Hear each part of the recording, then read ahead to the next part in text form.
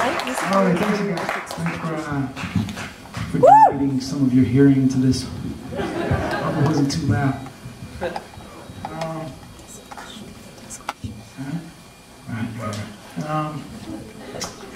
So how do we do this? You guys want to ask questions? Yeah, there's a gentleman in the gray right there in the second row. So that was fucking awesome. You captured the spirit of a live concert unlike I've seen before. It was really, really amazing.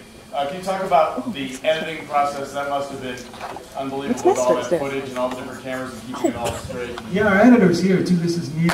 Yeah!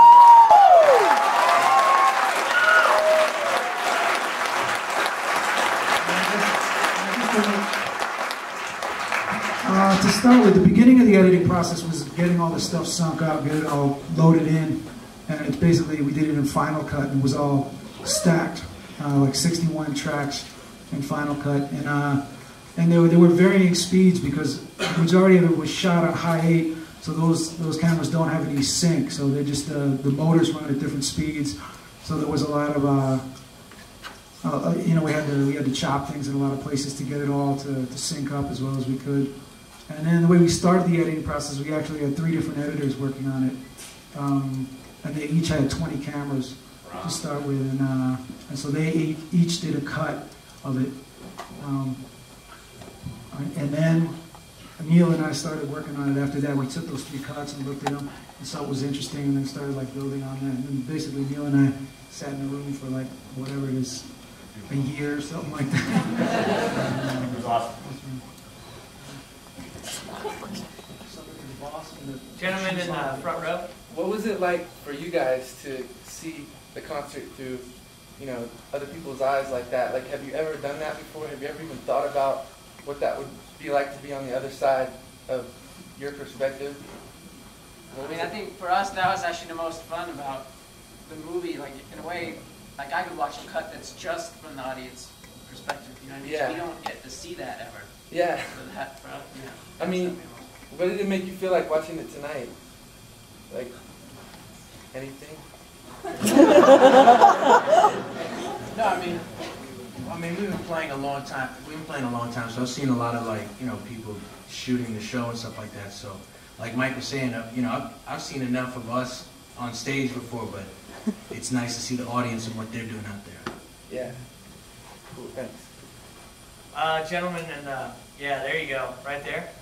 How do you guys, how do you guys like people recording your concerts, and did this change your opinion on bootlegging, or like? I can feel my lawyer cringing in his seat. There's several lawsuits out right now that we can't talk about.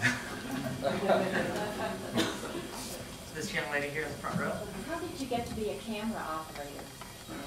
Those lucky souls that have cameras. We actually just decided to do it we were talking about doing this idea of having the audience film it, but we just decided to do it at this concert about 3 days before the concert. So it was really 3 days of pre-production. I called up John Doran, who was the producer on that.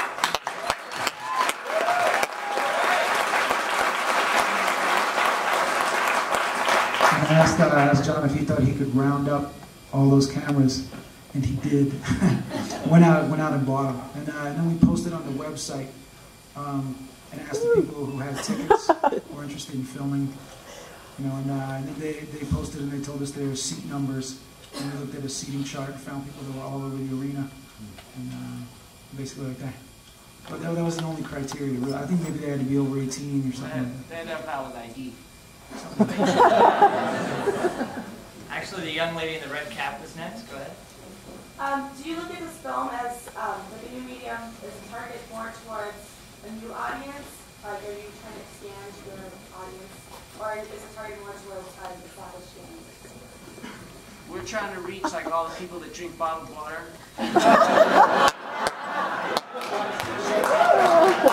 Especially low sodium and low carb water.